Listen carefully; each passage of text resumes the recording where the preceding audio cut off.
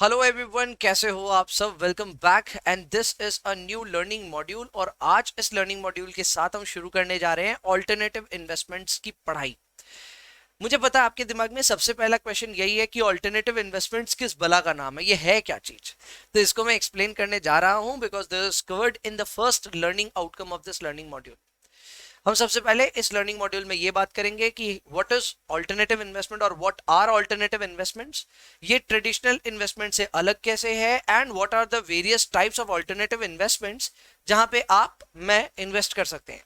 Well, not to build it any further, मैं पहले ये क्लियर कर देना चाहता हूं। ऑल्टरनेटिव इन्वेस्टमेंट्स में ज्यादातर जो इन्वेस्टमेंट्स हैं या फिर जो व्हीकल्स हैं उनमें रिटेल पार्टिसिपेशन बहुत मुश्किल है। आमतौर पे ये इन्वेस्टमेंट्स ओपन रहती है फॉर सोफिस्टिकेटेड इन्वेस्टर्स, यानी कि हाई नेट वर्थ इंडिविजुअल्स के पास में। तो अगर आप भी मेरे जैसे एक रिटेल इन्वेस्टर हो, पॉसिबली ऑल्टरनेटिव इन्वेस्टमेंट का यूनिवर्स आप अभी तक एक्सप्लोर भी नहीं कर पाए हो और थोड़ा समय लगेगा before we reach that milestone जब हम भी ऑल्टरनेटिव इन्वेस्टमेंट में इन्वेस्ट कर पाए। But that does not stop us from learning what alternative investment is, because चलो एज एन इन्वेस्टर हम बाद में जानेंगे, कोई बात नहीं, बट एज एन एनालिस्ट हमें पहले जानना पड़ेगा कि ऑल्टरनेटिव इन्वेस्टमेंट्स क्या है, और उसी के ऊपर में ये लर्निंग मॉड्यूल और ये लर्निंग आउटकम डिपेंडेंट है। तो आइए शुरुआत करते हैं with the first definition of traditional investments. तो सबसे पहले ये समझना पड़ेगा ट्रेडिशनल इन्वेस्टमेंट्स क्या होते हैं। तो वेल, ट्रेडिशनल इन्वेस्टमेंट्स वही इन्वेस्टमेंट्स हैं जिन इन्वेस्टमेंट्स के बारे में आपको ऑलरेडी आइडिया है। जैसे कि आमतौर पे आपने सुना होगा कि आपके साथ वाले, आपके घर वाले, आपके कोई जिसको भी आप जानते हैं जो इन्वेस्ट करते हैं, आप प्राइमरीली कहाँ कहाँ इन्वेस्ट करते हैं? आप इन्वेस्ट करते हैं पब्लिकली ट्रेडेड इन्वेस्टमेंट्स में, विच कुड बी स्टॉक्स यानी कि शेयर मार्केट में। नंबर 2, बॉन्ड्स, डिबेंचर्स वगैरह भी कभी कभी आप इन्वेस्ट कर सकते हैं, या फिर कैश में यानी कि कैश इक्विवेलेंट्स में। कैश इक्विवेलेंट्स में आते हैं anything like recurring deposits, fix deposits and things like that. तो ये सब है सेविंग इंस्ट्रूमेंट ही, लेकिन इन सेविंग इंस्ट्रूमेंट में आपको थोड़ा बहुत इंटरेस्ट मिल जाता है, इसलिए ये इन्वेस्टमेंट काउंट हो जाते हैं। क्लियर? यहाँ पे आपको ये समझना पड़ेगा दैट इन्वेस्टमेंट जब भी आप करते हैं इन स्टॉक्स, बॉन्ड्स या फिर में कैश इक्विवेलेंट्स में, तो वो सारे ट्रेडिशनल इन्वेस्टमेंट होते हैं। इसमें एक और पॉइंट है कि ट्रेडिशनल इन्वेस्टमेंट आमतौर पे लॉन्ग ओनली पोजीशन होते हैं, यानी कि शॉर्ट करना ट्रेडिशनल इन्वेस्टमेंट में कवर्ड नहीं है। एंड आमतौर पे अगर आप देखेंगे तो एक नॉर्मल रिटेल पार्टिसिपेंट आमतौर पे शॉर्ट करता भी नहीं है। So you get the point कि लॉन्ग ओनली पोजीशन अगर आप क्रिएट कर रहे हैं पब्लिकली ट्रेडेड इन्वेस्टमेंट्स में, which could be stocks, bonds और even cash, then those investments are known as traditional investments. Now we'll be talking about investments other than traditional investments. जाहिर सी बात है, because these serve as an alternative to traditional investments, इसलिए इनका नाम भी पड़ गया alternative investments. Alternative investments में आते हैं बहुत सारे variety of assets as well as vehicles जहां पे आप invest कर सकते हैं as a sophisticated investor. तो आइए उसकी कुछ कैटेगरीज हम जानते हैं। इसमें से पहली कैटेगरी है private capital. Talking about private capital, then here we are trying to find out or trying to invest in companies that are going to take our capital privately. यानी हम इन कंपनियों में इन्वेस्टमेंट करेंगे और ये कंपनियां आमतौर पे प्राइवेट कंपनीज होती हैं। इन कंपनी में आप इक्विटी इन्वेस्टमेंट भी कर सकते हैं, चाहे तो इनमें डेट में भी इन्वेस्टमेंट कर सकते हैं। Think of a case like investing in a startup. हो सकता है कि आप एक एंजल इन्वेस्टर हो या फिर में आप एक वेंचर कैपिटल चला रहे हो। वैसे में आप जब एक स्टार्टअप में इन्वेस्ट करोगे, तो स्टार्टअप में जब आप इन्वेस्ट करो तो वो तो एक प्राइवेट लिमिटेड कंपनी है, यानी कि एक प्राइवेट कंपनी है, और एक प्राइवेट कंपनी में जब भी आप अपना कैपिटल इन्वेस्ट करोगे that would be termed as private capital. Now this is obviously very different from traditional investment, because traditional investment में तो आप पब्लिकली ट्रेडेड इन्वेस्टमेंट में इन्वेस्टमेंट कर रहे हो, एंड जाहिर सी बात है ये पब्लिकली ट्रेडेड नहीं है, ये प्राइवेट है, and hence the name private capital. इसको और डिटेल में हम जानेंगे। वैसे जो तीसरी लर्निंग मॉड्यूल है ऑल्टरनेटिव इन्वेस्टमेंट में, उसमें और ज्यादा डिटेल में ये सारी चीजें सीखेंगे। तो अभी के लिए बस एक ब्रीफ आइडिया हो जाए बस, और हमें कुछ नहीं चाहिए। आगे बढ़ते हैं। नेक्स्ट इज रियल एस्टेट या फिर real assets. Talking about real assets, तो यहाँ पे सारी चीजें आ जाती हैं, जैसे कि रियल एस्टेट है, इंफ्रास्ट्रक्चर है, बाकी चीजें हैं। तो यहाँ पे इन्वेस्टमेंट जब भी की जाती है तो अगेन डायरेक्टली या इनडायरेक्टली किए जाते हैं investment in real estate, and ये सारी इन्वेस्टमेंट में ह्यूज कॉर्पस इज इन्वॉल्व्ड। आपको काफी लंबा पैसा यहाँ पे इन्वेस्ट करना पड़ता है। जाहिर सी बात है ये ट्रेडिशनल इन्वेस्टमेंट के यूनिवर्स के बाहर है, hence covered in the alternative investment. And finally we have hedge funds. Hedge funds are unique funds. These are just like mutual funds, लेकिन यहाँ पे ये रिटेल पार्टिसिपेंट्स के लिए ओपन नहीं रहता है, बल्कि सोफिस्टिकेटेड इन्वेस्टर्स के लिए ओपन रहता है. यहाँ पे कई सारे अलग अलग सोफिस्टिकेटेड इन्वेस्टर्स अपने पैसे क्लब करते हैं, एक फंड बनवाते हैं और उस फंड को मैनेज करते हैं प्रोफेशनल मैनेजर्स, जिसे हम हेज फंड मैनेजर कहते हैं. ये हेज फंड मैनेजर्स फिर डिसाइड करते हैं कि उनको कैसे और कहां इन्वेस्ट करना है. They can use a multiple level of strategies. ये लॉन्ग कर सकते हैं, ये शॉर्ट कर सकते हैं, ये लेवरेज ले सकते हैं, ये डेरिवेटिव्स में इन्वेस्ट कर सकते हैं. सो जहां इनका मर्जी ये वहां इन्वेस्ट कर सकते हैं. एंड यस, हेज फंड्स में क्योंकि सोफिस्टिकेटेड इन्वेस्टर्स का पैसा लगा है, तो ये कोई बहुत ज्यादा रेगुलेटेड स्पेस भी नहीं है. एंड फॉर दैट रीजन बहुत ज्यादा ट्रांसपेरेंसी भी यहाँ पे उम्मीद नहीं करनी चाहिए. बट हेज फंड में फिर भी मैं एक अंदाजे के लिए आपको बता दूं कि हेज फंड में काफी ज्यादा इन्वेस्ट करना पड़ता है. The minimum investment amount is huge. 1 crore से ज्यादा ही इन्वेस्टमेंट होता है. एंड यहाँ पे जो फंड बनता है उस फंड को प्रोफेशनल मैनेजर्स मैनेज करते हैं. इसे हम कहते हैं हेज फंड. इन सब चीज के बारे में अगेन मैं फिर कह देता हूं, डिटेल में जानना है अभी के लिए थोड़ा बहुत जानेंगे, बाद बाकी और एक डिटेल रीडिंग है जहां पे हम ये सारी चीजें सीखेंगे.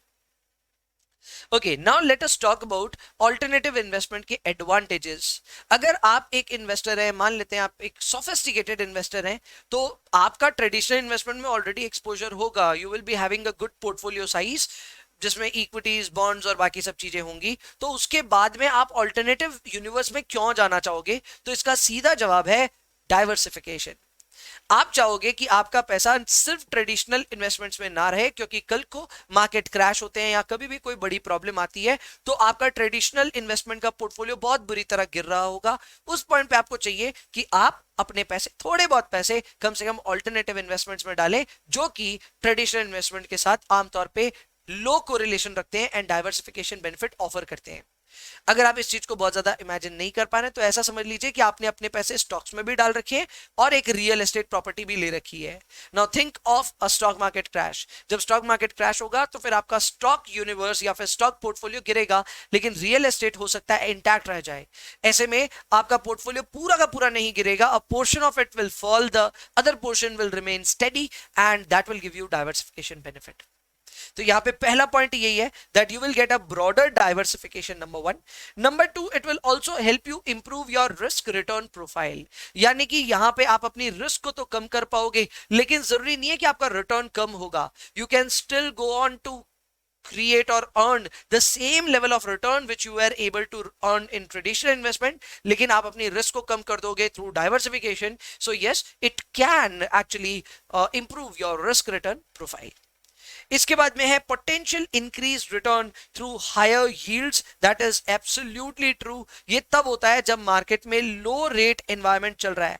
जब लो रेट एनवायरनमेंट चल रहा है तो उस समय इमेजिन कीजिए आपका जो बॉन्ड में डाला हुआ पैसा है वो ऐसे भी कोई खास रिटर्न जनरेट नहीं कर रहा है. So traditional investments don't really do well when the low interest rate scenario is there. और उस समय आप अपने पैसे को अल्टरनेटिव इन्वेस्टमेंट में डाल करके वहां पे थोड़े ज्यादा रिटर्न और ज्यादा हायर यील्ड्स एंजॉय कर सकते हैं. So these are few advantages of investing in alternative investments. But जैसा कि हम सब जानते हैं हर चीज की सिर्फ अच्छाई नहीं होती, बुराई भी होती है. So now we are going to talk about the limitations of alternative investments. Talking about the limitations here, और आई वुड से चलो लिमिटेशंस बाद में आएंगे. आई थिंक कैरेक्टरिस्टिक्स पे पहले बात करते हैं. Now talking about the characteristics, तो ये काफी यूनिक फीचर्स हैं अल्टरनेटिव यूनिवर्स के.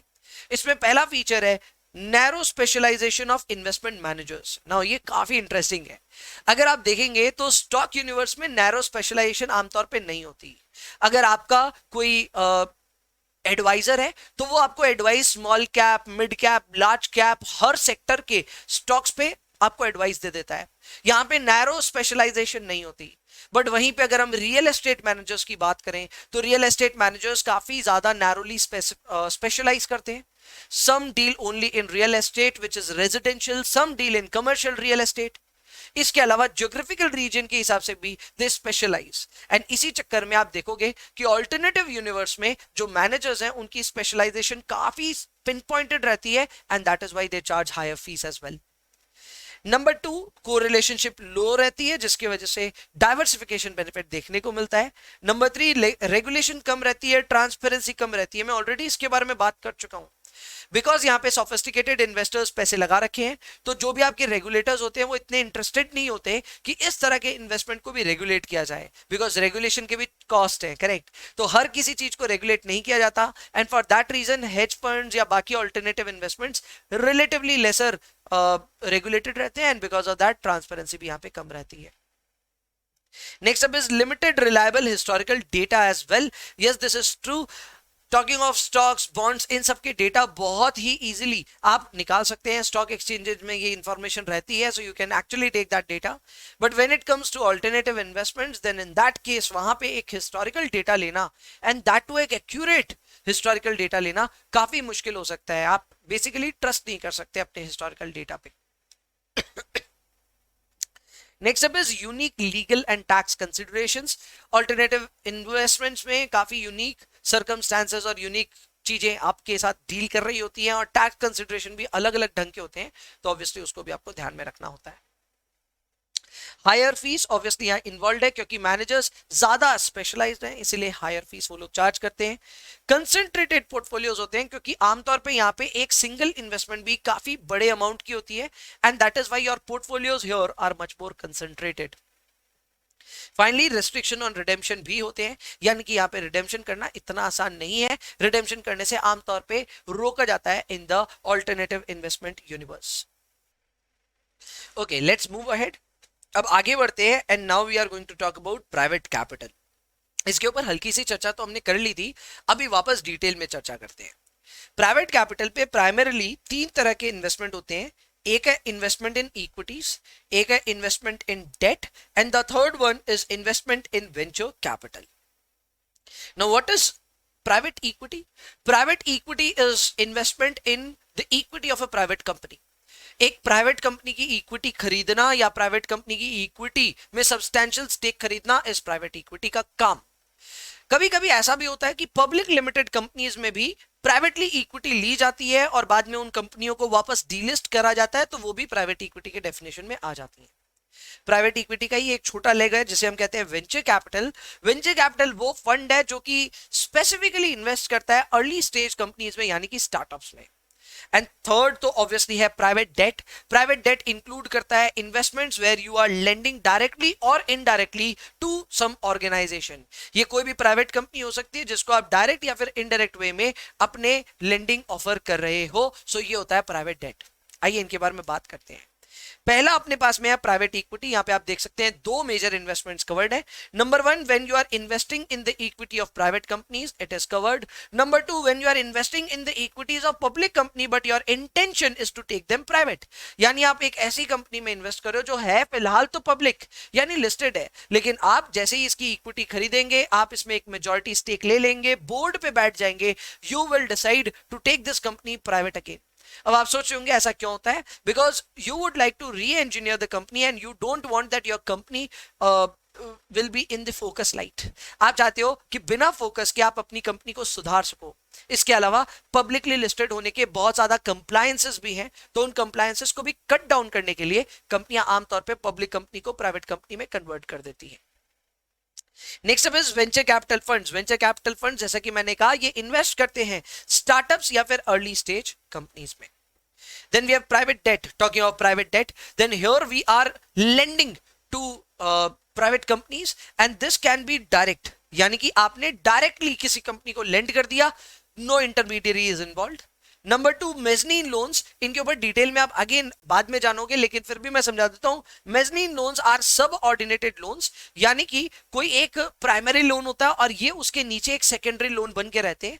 कल को कंपनी डिफॉल्ट करे तो पहले प्राइमरी लोन्स को सेटल किया जाता है, फिर इनको सेटल किया जाता है।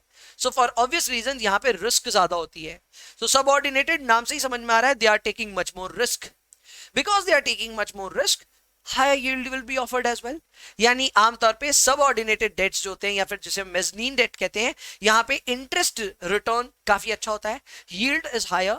एट द सेम टाइम कभी कभी यहाँ पे कन्वर्टेबल फीचर या फिर में वारंट्स भी साथ में अटैच कर दिए जाते हैं, सो दैट कभी कोई कंपनी अगर चाहे तो इन डेट को कन्वर्ट कर सकती है इनटू इक्विटीज, या फिर इन्वेस्टर्स कन्वर्ट करवा सकते हैं into equities. Then we have venture debt. Simple है, जब भी आप एक डेट दे रहे हो एक स्टार्टअप कंपनी को, तो उसे हम कहते हैं वेंचर डेट।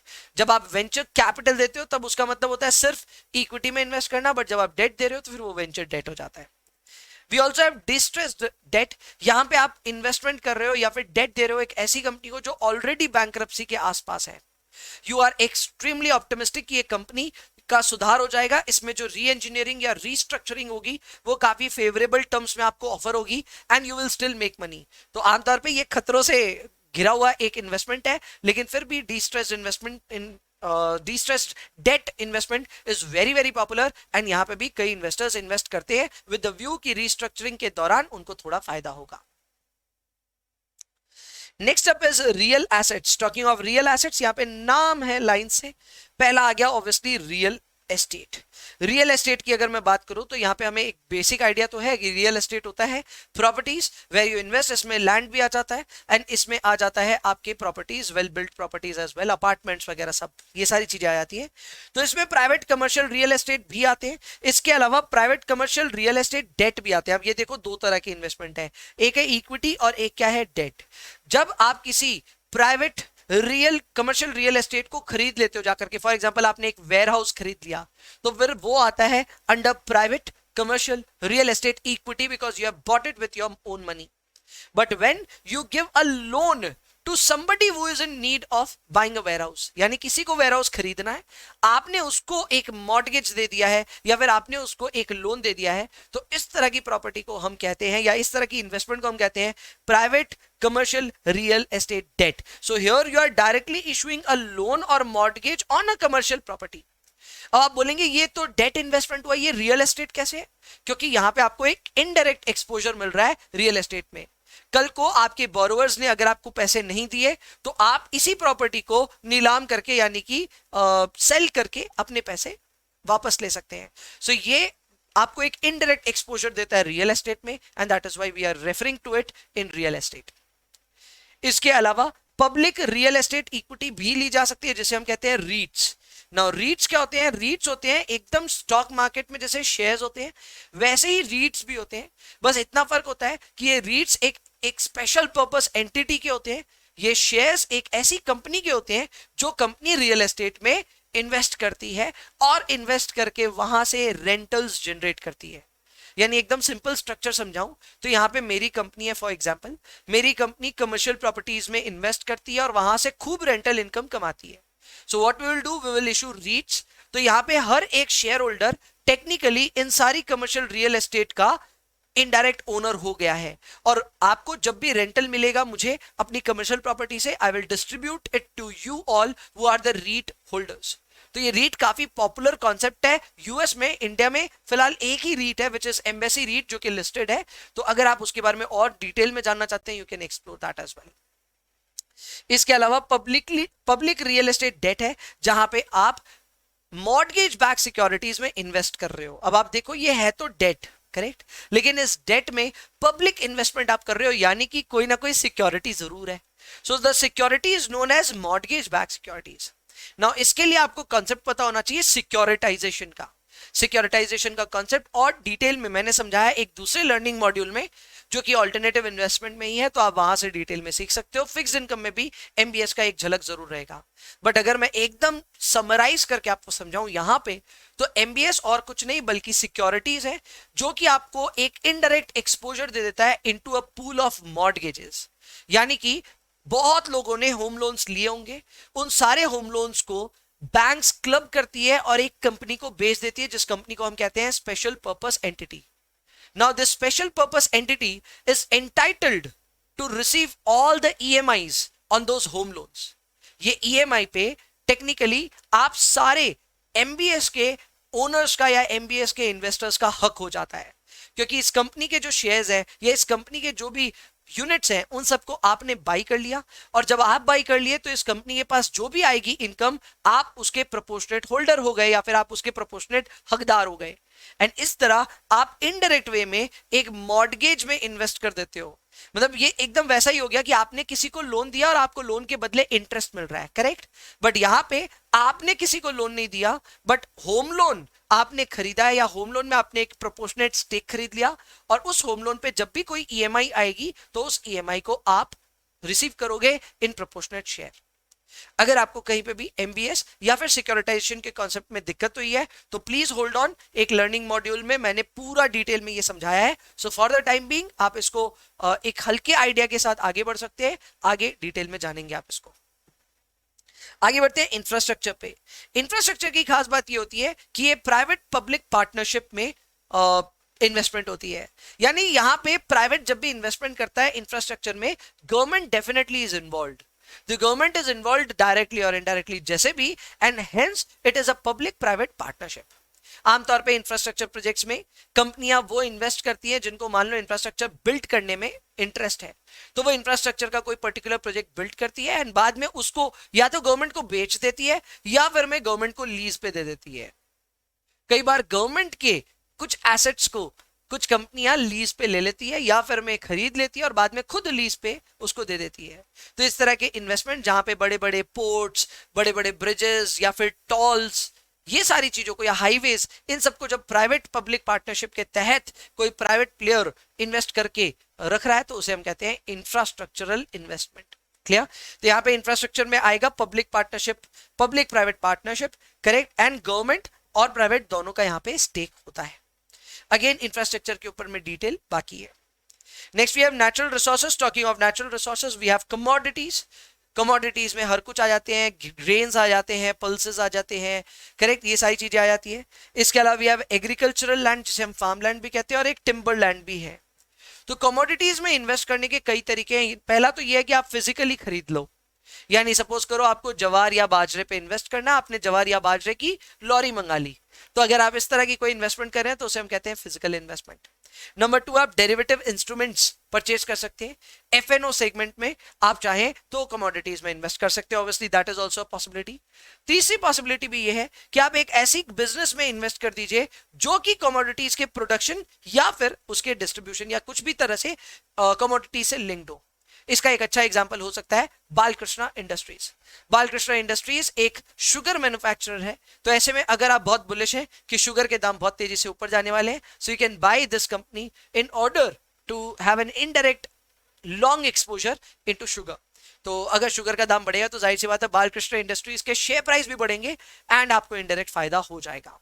बट अगेन इसमें एक बेसिस रिस्क हमेशा रहती है, जरूरी नहीं है ये हमेशा एक फुल प्रूफ तरीका हो, लेकिन एक तरीका तो ये है, ठीक है ना। सो टोटल 3 तरह से आप इन्वेस्ट कर सकते हैं। नंबर 1 फिजिकल एसेट्स में, नंबर 2 डेरिवेटिव्स में, नंबर 3 एक ऐसी कंपनी में इन्वेस्ट कर दो जो कि कमोडिटीज में डील करती है।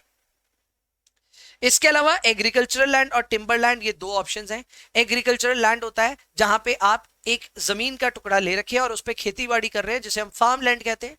खेती बाड़ी करने की वजह से उस पर जो भी क्रॉप्स प्रोड्यूस होंगे वो क्रॉप्स आपको रिटर्न देंगे, इसके अलावा जमीन का दाम तो बढ़ेगा ही। इसी की जगह टिम्बरलैंड भी एक ऑप्शन होता है। आमतौर पे टिम्बरलैंड पहाड़ों पे देखे जाते हैं। ये टिम्बरलैंड जो होते हैं, यहाँ पे आपके पास एक जमीन है जिसपे आपने टिम्बर ग्रो किया। टिम्बर ग्रो करने में बहुत टाइम लगता है, it's a very long term investment, लेकिन जब टिम्बर पूरी तरह से ग्रो हो जाता है तो हार्वेस्ट के दौरान आपको जमीन का अच्छा दाम मिल जाता है। सो ये भी जो इन्वेस्टमेंट है ये होता है टिम्बरलैंड, और ये भी ऑल्टरनेटिव इन्वेस्टमेंट में आपके आ जाता है नेचुरल रिसोर्सेज के अंदर। इसके अलावा अदर इन्वेस्टमेंट्स में आते हैं टैंजिबल एसेट्स, जिसमें फाइन वाइन, आर्ट, एंटीक्स, ये सारी चीजें आ जाती हैं। कई लोगों को शौक होता है ये सब चीज कलेक्ट करने का। एंड नंबर 2 इंटेंजिबल्स भी आते हैं, जहां पे पेटेंट्स, लिटिगेशन एक्शंस वगैरह ये सारी चीजें भी कवर्ड है। आपको पता है पेटेंट्स भी बेचे जा सकते हैं, it can be transferred, so obviously ये भी एक इन्वेस्टमेंट से कम नहीं है। Finally we are into hedge funds. मैं ऑलरेडी इनको डिस्क्राइब कर चुका हूं। हेज फंड्स होते हैं प्राइवेट इन्वेस्टमेंट व्हीकल्स, यानी कि it is not open for public. Number 2, यहां पे मैनेज करा जाता है पोर्टफोलियो ऑफ सिक्योरिटीज को या फिर डेरिवेटिव पोजीशन को using variety of strategies, and यहां पे लॉन्ग शॉर्ट पोजीशन या लेवरेज सब चीजों का यूज होता है। यहां पे एक प्रोफेशनल मैनेजर होता है जो कि एक पूल ऑफ फंड्स को मैनेज करता है, एंड ये पूल ऑफ फंड्स में इन्वेस्ट करते हैं सोफिस्टिकेटेड इन्वेस्टर्स। सो ये था आपके लिए पहला learning outcome, and I hope आपने एंजॉय किया होगा इस पर्टिकुलर वीडियो को।